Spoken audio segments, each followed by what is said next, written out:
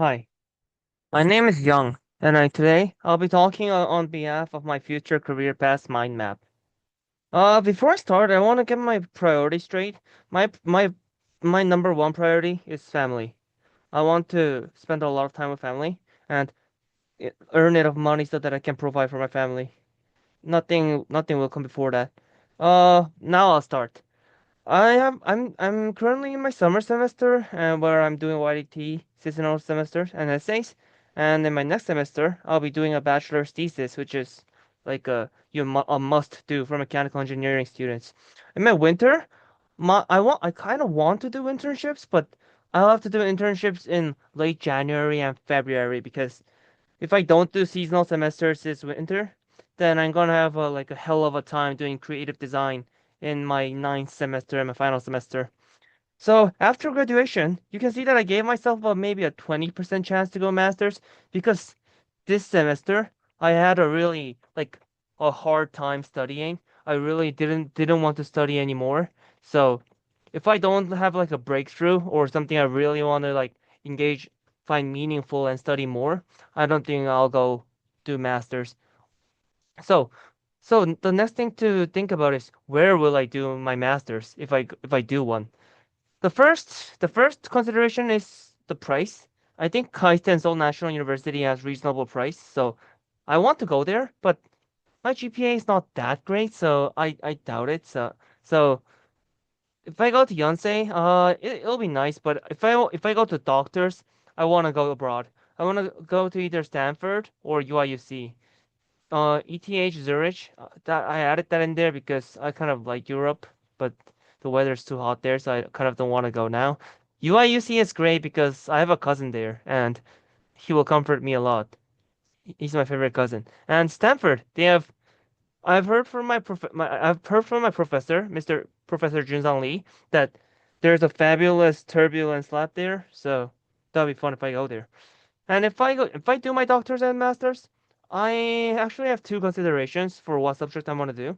I think I'm gonna either do thermodynamics and heat transfer. That's because Professor Jongseok Pong is has subjects in that area, and I love this professor, so I kind of want to go there. But my friend got dismissed because he didn't take heat transfer, so I'm not sure of the chances.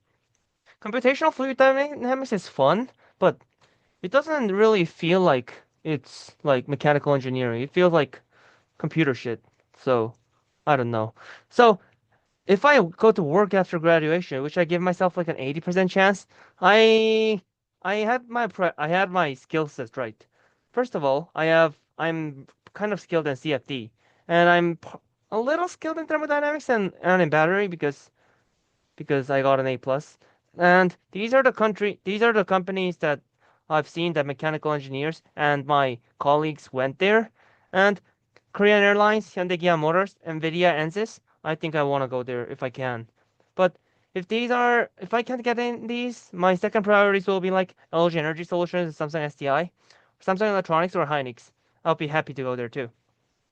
The next page is I talked about a few of my. Oh yeah, uh, this is like part of work after graduation, but I skipped it to this part of the page because the first page didn't have any more space. On my entrepreneurship, I took advanced fluid mechanics where I built a AI surrogate model for drone pathfinding algorithm that analyzes the wind. It predicts the wind speed for between buildings so that the drone finds the best path to travel with. And we had some results, but if I want to develop that into entrepreneurship, I need much work to do. And I also looked at what work I can do to actually land myself a job.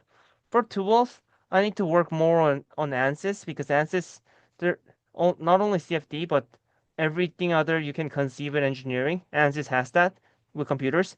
And certificates, I like to do OPIC because OPIC is like the standard for Korean companies. And GPA, mine is currently at 3.55, but I want to work towards 4.0. For hobbies, I just wrote them, but I'm kind of busy. I'm not sure if I can do that. I'm gonna do these reading this summer, but I don't know if much more I can do. Thank you for listening.